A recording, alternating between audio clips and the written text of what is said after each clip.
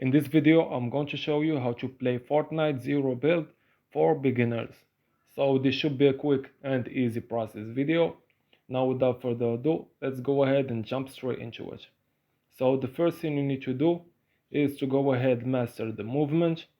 Are you feeling like you're stuck in quicksand? It's time to get unstuck. Zero Build mode is more movement focused than the regular mode.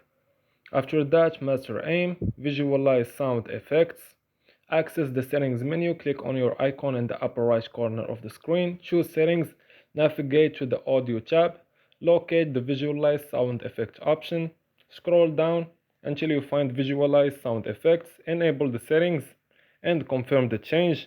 After that, just click the apply button to save the setting.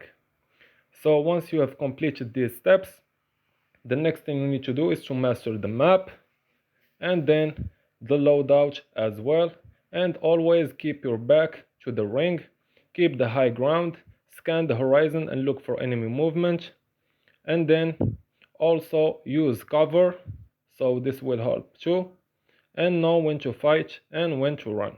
So this was an easy and quick process video. As always, thank you for watching.